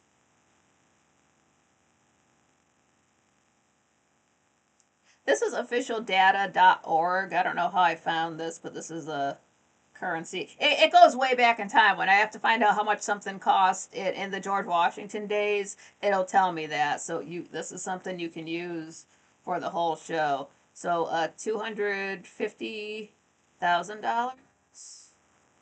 It doesn't do commas, so I've got to squint. In 1966 is $2,492,654.32. That's a lot.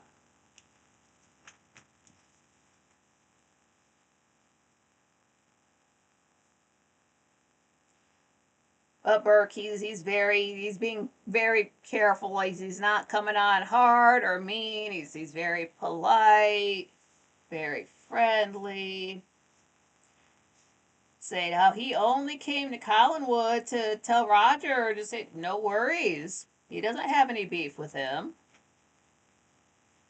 You don't have to worry about me.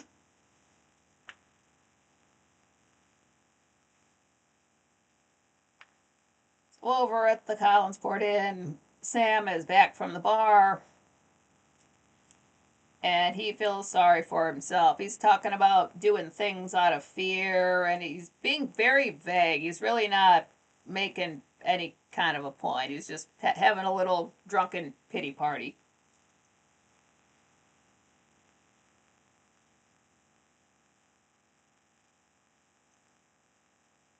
So back over at Collinwood, Burke's talking about how his own father could not find work. He just really worked odd jobs whenever he could. So he really was. That's why he was, finding glass bottles on the beach as a kid. He really was growing up to just dirt poor, scraping by,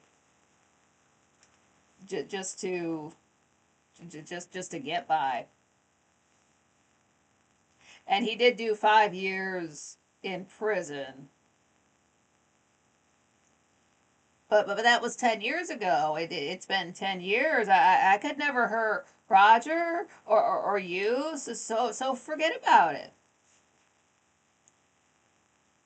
He doesn't know why people are afraid of him. And here we go. Over in the Collinswood foyer. I had to write this in all caps. Answer the damn phone. They let this phone ring for so long, and it is so loud, and like the size of the room, plus the way microphones picked up sound back then. I just can't. I've just got to mute it while the camera just focuses on the phone and focuses. I mean, like honest, like seconds go by. It's 20 minutes long, but it just seconds go by. We're looking at this phone, and then like you finally see an actor walk into a shot, and then a hand. It's like, thank you. Could you have done that faster? I understand like the drama of having a ringing phone, but they don't understand I have tinnitus. I can only take so much. Nightcock, it was nice to have a day off. But days off on Monday mess me up, lol. I used to like having Mondays off because it's kind of nice to be like having a lazy day while everybody's rushing to work and you're like, dude, chill out. It's only 1 p.m. Like rather like when you like in school or work, if you can choose to have a Monday or a Friday off. I don't really want a Friday off. It's just you're just gonna have it's just like an extra weekend. And by that I mean everybody's out, so there's just extra traffic and people are extra excited. Whereas Monday, everybody's at work. You go out, it's quiet. There's not a lot of people in the stores. So who's on the phone? Who's got to make this phone ring off the damn hook in the evening?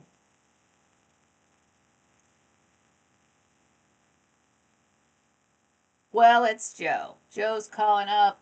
Apparently, it's date night.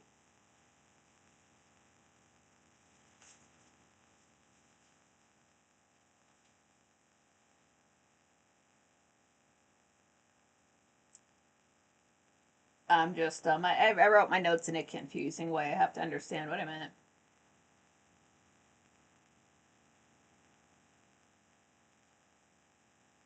Yeah, Carolyn answered the phone. It's date night. All right, cool. Hangs up. Liz asks who was on the phone. Then Carolyn just starts swooning over Burke Devlin when Liz asks.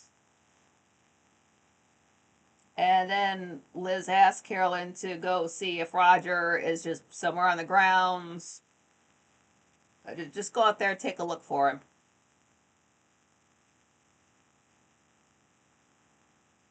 And yeah, that's the end of episode 11. We've got Carolyn doing the opposite thing her family would want. It's stay away from Burke. She runs right to him. Marry Joe Haskell. She won't do that. So whatever you want this chick to do, she's just doing the opposite of.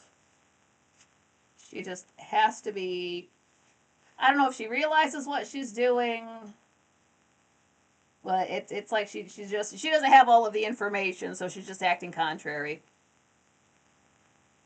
Patrick say to Nightcock, you probably work too hard. Yeah, Nightcock, he works on cars all the time. Plus, he lives in Florida, so that's its own adventure. You got flying iguanas and Florida man and alligators. Nightcock, yeah, he says, I do. He says, I work full time. I run a business on the side. I'll take a day off in the middle or end of the week, no problem, yeah. Dude, if I want to take the 13th of the month off, I sure as hell am. What are you going to do? Fix your own car?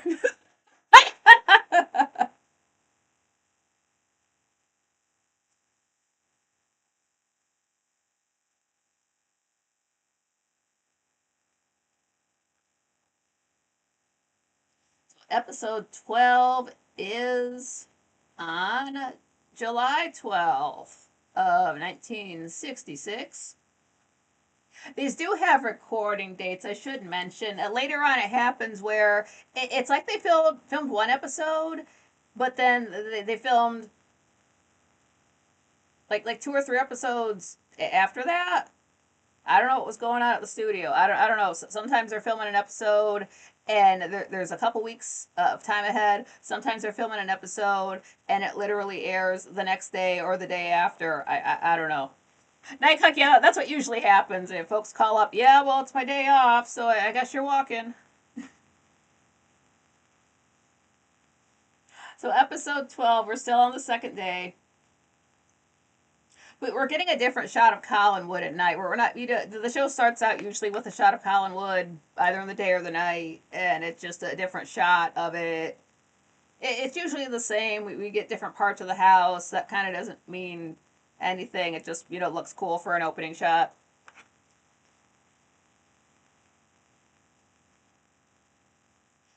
But it is night. We are at Widow's Hill. And Victoria's already out there. Roger finds her standing out there. And he tries to scare her. There's this, you can tell they're using this extra sound effects with the wind to make it sound like something. And Roger says, they hear the widows wailing in the wind. That's what that sound's supposed to be. It kind of makes me sound of like the wind rushing, blowing effect that I would hear in something like Final Fantasy VII, which came out in 1997. So I'm glad things didn't change in 30 years as far as scary sound effects go. Because it was scary in that video game. But Roger was saying that almost 150 years ago, Jeremiah Collins decided to build Collinwood there. And then the widows couldn't come to Widow's Hill anymore, and that pissed them off. Because all of, it's Collinwood, it's this big property of land, it's private property, so people can't go to that area anymore. And then Roger asks if anyone was looking for him. And Victoria mentions a Sam was looking for him. That's all she knows him as. Okay, we're at the Collinsport Inn. This is the first scene we get with Maggie and Sam in the same scene. We've heard about them. That's his daughter. They're finally in the same scene together. Nightcock, it's hard to believe Final Fantasy VII came out in 97. What happened to the time? I know, right? I always joked that the remake would come out in 2027, but then I heard it was just what they did release was just Midgar. As much as I like Midgar, that's fine. But then I heard they got rid of the materia system. But then I saw that shot of when you walk out of Eris's house and you see underneath the plate, and I cried. I would play it for that. I really would. I don't know what game stations it's on. I don't know how much it costs. I know it's probably an old game by now, but I'm clearly okay with old things. Just to see that, just to see something I'd always imagined from fan fiction and just with my own imagination and fan art and just to see it in real life, in a video game, real life. Hedrick, my spelling is atrocious. Great word. As long as you say the words correctly, you're fine. But Sam is upset. He wants to leave Collinsport. And Maggie asks if it's because of Roger Collins. And Sam says no, but he won't elaborate. And then he says he loves Maggie more than anything. And then he leaves. Walks right out the door. There's an actual, proper door into the restaurant. You don't have to go in through the lobby. He goes through the proper restaurant door.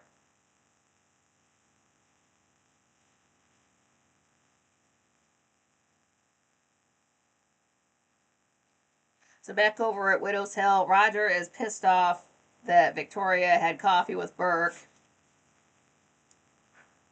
He just doesn't like anything anybody does. So Victoria says, maybe you're wrong about Burke Devlin. And Roger's like, I'm not. He's dangerous. He hates the Collins family.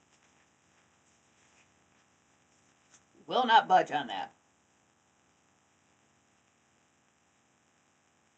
So now we're back. We're over at the Evans cottage. It's called a cottage. It really is more of a house. I don't know why they call it cottage. You walk inside, and then there's a couple of steps down, and then you're basically in the living room. You got the sofa there.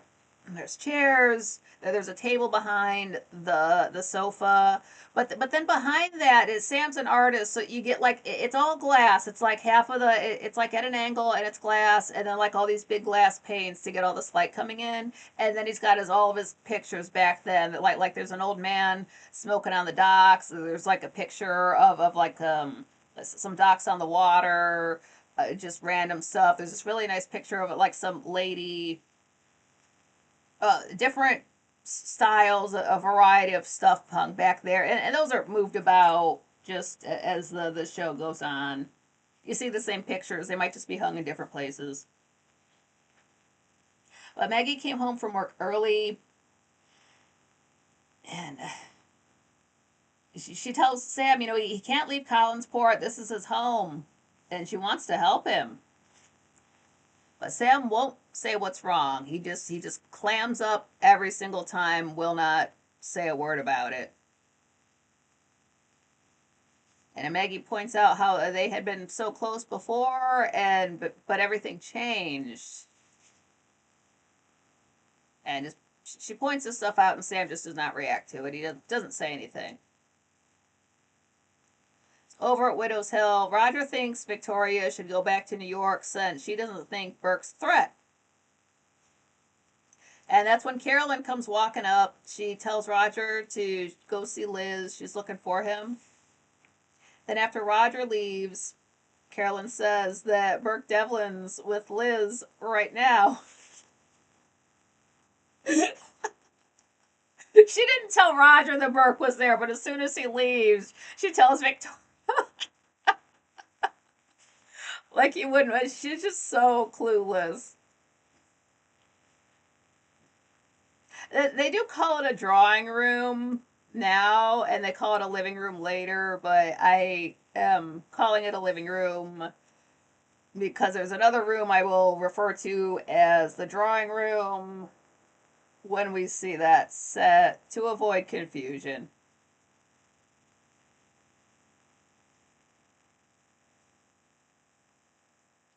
So over at the foyer, Roger calls the Evans cottage. Maggie answers the phone and hands it to Sam, and Sam just takes, "Oh, phone for you. Oh, thank you." Just click. He doesn't even hold it to his face. He just takes the receiver. I am not talking to that dude. Nope. Couldn't set the phone to silent, so that's what you get. But Maggie recognized Roger's voice, and Sam won't elaborate. He won't say nothing.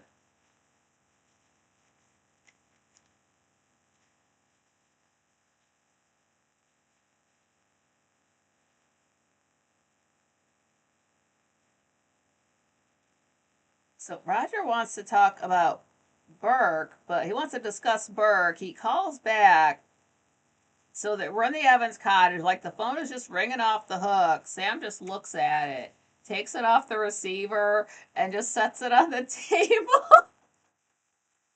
Bruh, same. He is in no mood. And Maggie mentions she used to be so proud of her dad. And then she starts putting together that Roger and Burke and Sam are acting differently. And remembers how a man was killed, and then Burke went to prison. And then Roger came back to Collinsport.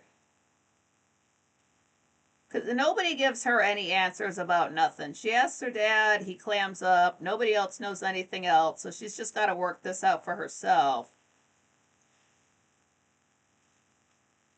And she's like, "Well, what's your plan after you leave Collinsport?" And Sam doesn't know. He's just, none of those things are connected. Then he tells her to hang up the phone, like sort of signifying that he's willing to face whatever happens. Like, okay, I guess I will talk to Roger if he calls back. He doesn't say that, but that's what we get. 9 o'clock, yeah, that's how you ghosted somebody back then. The last time I cooked, I wasn't dealing with nothing, so I took the phone off the receiver, and so I wouldn't hear that, off the line sound. I stuck it underneath a pillow, like in another room, so I wouldn't hear it. So I wanted quiet for the whole thing, including eating and cleaning up. But when I cook, I consider all that. Patrick, we only use the word foyer in cinema and theaters. Yeah, it's a big place, so that's what you call it. It's not foyer because I'm not French. Just that little entrance area, and then there's another home with a little entrance. Like so much happens in that area that I had to give a name for it. So it's sort of iconic. That place where you walk into a Collinswood. If I need to build something in Minecraft, it's either Collinwood. I really want to build the cottage, but definitely the old house. Arna, LOL, you can just unplug it. Yeah, just pull the cord out of the wall. Just take scissors, cut the line.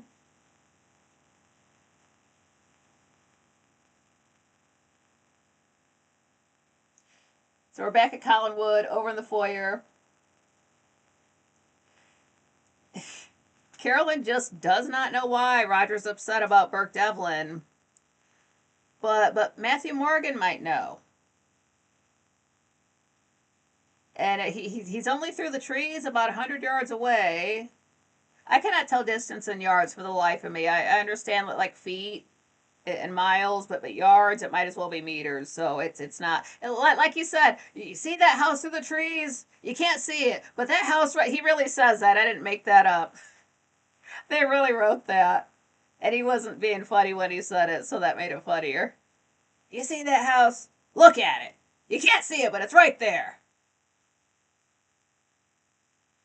Yeah, Carolyn's like, yeah, maybe if you ask, Matthew, just go through. He's just right over there. You can just walk over to the house. And Victoria's like, cool, deuces. And she goes off there to ask him a question. That's just a good idea to her.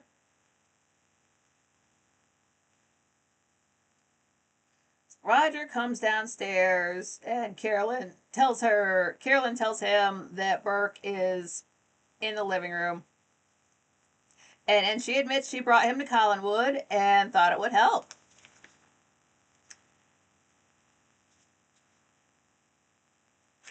So Roger takes off his coat and he reaches for the doorknob and the credits roll. So they are going to have to have a chat. But we'll hear about that next time, since I can't get through an episode in 17 minutes. So that's a good place to end up there. It's funny how like the episodes are coming out, like one's on the 12th of the month, and next episode's episode 13. It's on the 13th of the month. It's so fun to see people dealing with older technology too. At one point, somebody breaks out a record player, he just a record and needle, that kind of stuff. What else is old fashioned? Maybe rotary phones just had loud bells in them. I'm not sure what that's about. Eventually, we can see the phone numbers. Usually it's the phone is just like whatever, but sometimes we're right on the phone, like I was saying before. That's when you get to see the Collinsport fly. That guy comes around sometimes, but then you get to see like the actual phone. The phone number, it's 4 digits. Could you just make a phone call with 4 digits back then? Like you pick it up, you dial your 4 numbers, and then talk to somebody. Really? Because I'm like everybody flipped out when we had to add area codes to phone numbers.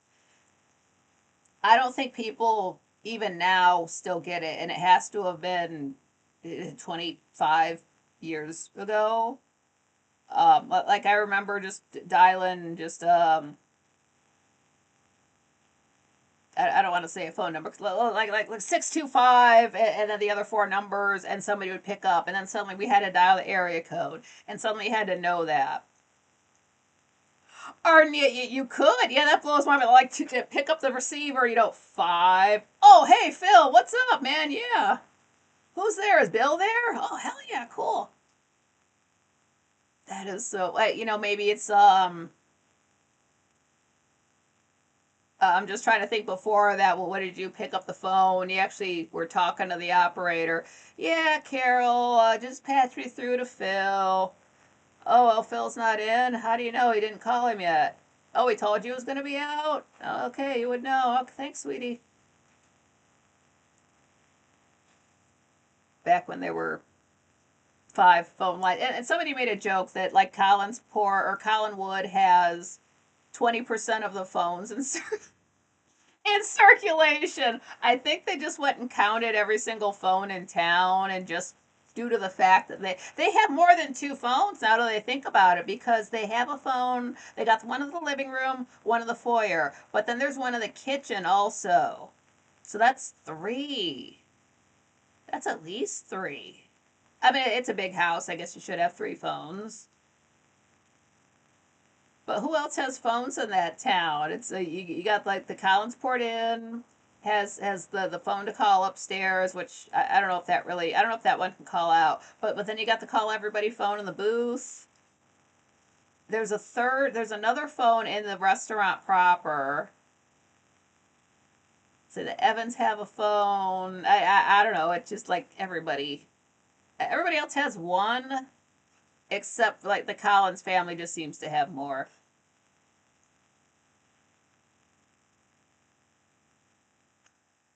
And I'm sure they do this on purpose, where we just really cannot tell exactly what time of year. We're inside a lot. It's nighttime a lot. We can, if people are wearing coats, that like just maybe a raincoat. Eventually, some folks might carry around umbrellas. They don't have them open, but they just have an umbrella. Nightcock, my old house had drops for 21 phones. Holy crap. It was owned by a drug dealer. Oh, okay, well, he was a businessman, yeah. Artie, I bet the Blue Whale has a phone. Blue Whale does have a phone. It seems like I swear it's on like one really far wall, but then at another time maybe it's by the jukebox. Maybe I'm misremembering it. Maybe it's just there was a there. It's I sort they're not going to show you where the bathroom is on a show, but you just sort of imagine like folks have to walk by the jukebox to go to the restroom, and then they come back. You're not going to have a big, huge bar on the water. It's where the like kids go, as they say. By kids, they're adults. They're just there to. It's you see people in the background like the extras when the bar is really hopping. They're doing their '60s style dancing. That's just I don't dance, but it's funny to see, because some people are just kind of there, and then some people are just really doing the whole thing. I don't know the names of these dances. I've seen them before, but it's like, hey, you're doing it. I don't know what you're doing, but you're doing it. You do that. And there really isn't a fight unless Joe Haskell is in there having a bad time. It's always different. Sometimes there's hop and bar music, and like the dance music that's supposed to make you get up and dance, but sometimes there's like slow or chill music. Sometimes there's no music at all.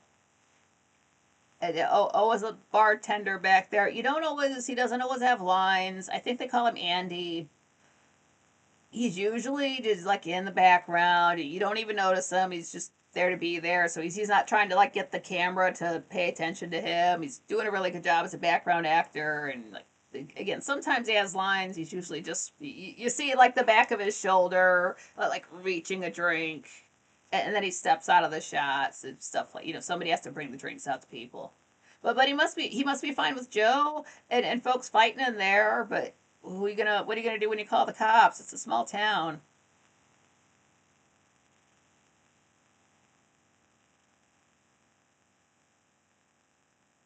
And then with Collinwood, honestly, when you first walk in, there really is. It's just like this little teeny tiny space. It couldn't be wider. maybe it's 6 foot. It just really, they could hang their coats up in there if they had hooks, but we don't really have anything filmed in there quite yet. Then you got the foyer proper. That's when you got the stairs going up and the kitchen door. And then off to the side, you got the double doors for the living room. And again, the portraits. A wooden wall. You know, like when walls have, like, they're like these big square sections of this really nicely etched, wood, paneling. That's how it does. And then sometimes the camera sort of forgets. I don't know if they just didn't build up this high. Maybe they couldn't build up this high, but every so often it's like, don't you realize we're seeing the lights above the stage? Like, we can see where the wall ends, and it's just everything. Nobody thought of that when they were, in the practice run. Okay. Oh, Patrick, a restroom. Here we call it the bog or the toilet. Yeah, it's, I mean, like, there is a toilet and a restroom. Just, it's well, a restroom over bathroom. Bathroom implies it's the room in your house, where restroom implies you're out in public and need to relieve yourself. It's a same room. Don't go to one of those if you're in New York City. Just hold it. Honestly, you can't go in those rooms. Don't want to be gross. Now, I did mention the newspaper at one point. Later on, we do get a shot of the newspaper.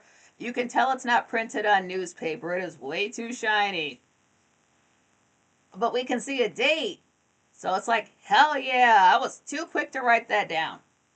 And then we get so far ahead, like maybe 20 or 30 episodes, and then we get another date that's maybe 2 weeks before that. So, like, are we going back in time? That's when I was like, let me just keep track of every single day rather than try to connect it with a specific date in 1966. Like, maybe that'll come together later on, but right now I wouldn't want to say it's April 1st. I could be wrong. It can't be winter because it never snows. It's Maine, so it's more north of here, and it's right on the water. So I would imagine if any place is going to get snow and rain, it's a place that's more north of me on the coast, but they don't ever have snow. I wonder how much of a hassle that would be to like shake all that stuff on the ground. And what do they make fake snow out of it in the 60s? Was it still asbestos? I don't want to get folks. People don't need lung problems on that show. There's already enough smokers. You can really see. Look for some actors. Their bottom few teeth are just having a really bad time in life. It's all the cigarette smoking.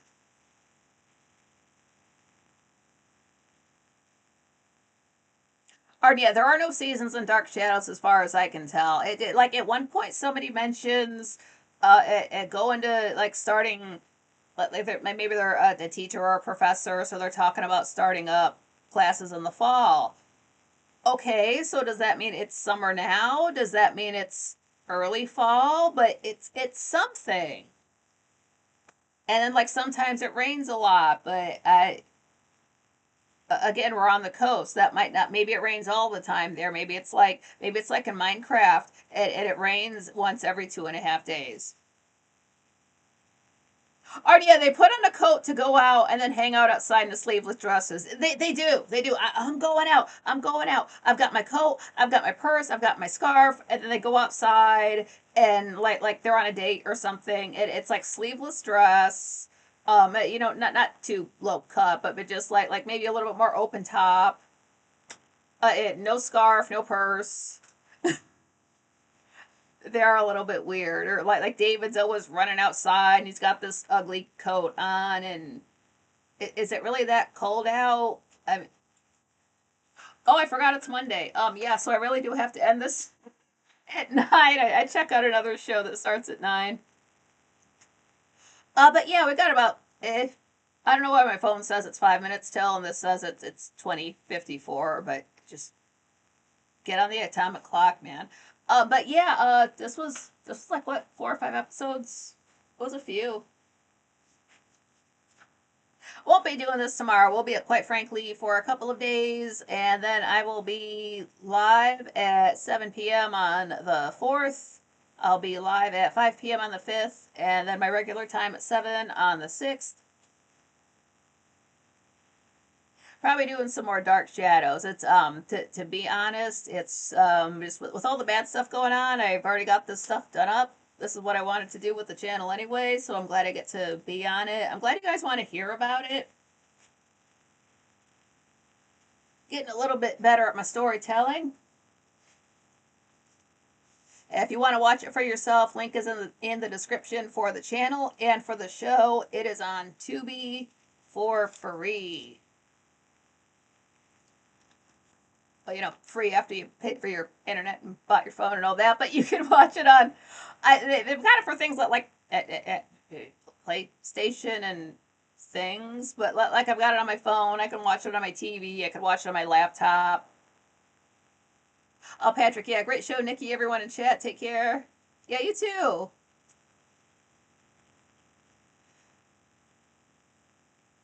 There's always something to get into. It's like even now there's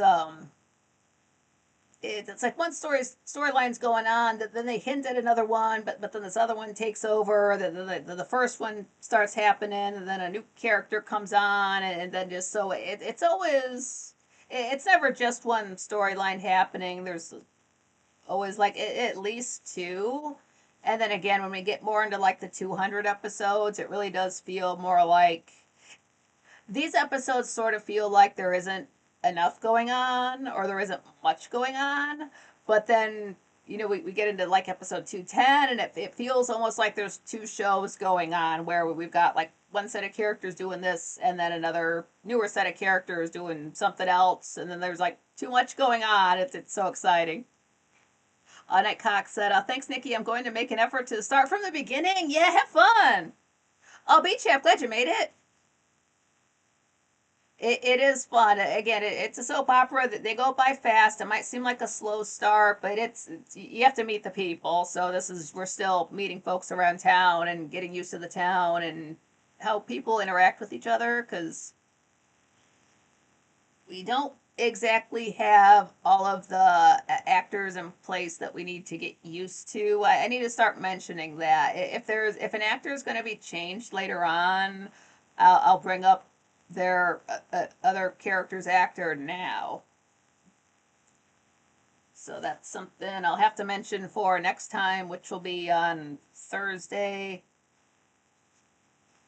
Yeah, and these are so much fun for me to watch back. It's like I'm watching the show all over again. It's like hearing your friend tell you about a show that they really like, and they're just dumping all the information on you. Like, oh my god, and this happened, and then they wore that, and then they turned this way. Oh, beach chat. That's okay. I slept in again. I think I might be running a virus. All good. I felt a little bit down the last few days. I know I'm not catching a cold. It might just be other stuff, but just felt kind of bleh. So it's just kind of going around. Is the weather changing too? Like it's getting colder here. Is it getting hotter there for you?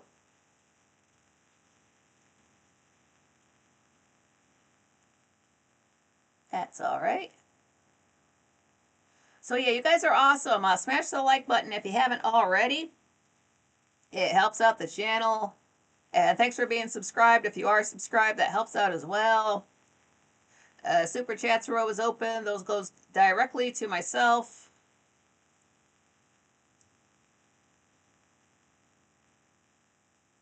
And yeah. Frank said he's off. He was off today. Frank is he's gonna be on the next 2 days. So Tuesday and Wednesday, Frank is on. Thursday he's taking off because he has to set up the studio. That's the 4th and the 5th. He's going live at 7 p.m. for about an hour, so I'll be live at 5 p.m. Eastern time. And then Saturday is just a regular 7 p.m. start time for myself. So it's just a little bit of a short week show-wise for Frank, but he's got a lot of other stuff to do. But I'll be here when he is off, so there's something to do at 7 p.m. Nightcock, yeah, have a good night, y'all. Everybody take it easy. Don't forget your pants. You're going to want those for quite frankly. Get something to eat. Get some good sleep. Stay hydrated. Stay sexy. Watch Dark Shadows. Jen Rogers, I missed the show today. That's alright. That's okay, I did a show. So yeah, you guys are the best. Thanks for being Franklies and staying based. Patrick, yeah, Thursday for me. Thursday, Friday, Saturday, I'm live. So I get like 3 days in a row, which is fine. I've done those. I've done those like Tuesday through Saturday weeks before. So that's probably what's going to be happening for October when Frank goes out of town to look for Bigfoot. I'm usually live the last week of my year, so that's the second week of October for you guys. I want to go to, yeah, thank you so much, Nikki. Till next time. Yeah, thank you guys. You guys are the best. I love all you guys. You guys make all the bull spit worth it. And check out some Dark Shadows. Or you can just listen to my reviews. That's cool too. Oh, yeah, it was great to see everybody. I hope you had a good day. Get this wrapped up here. Okay, until next time.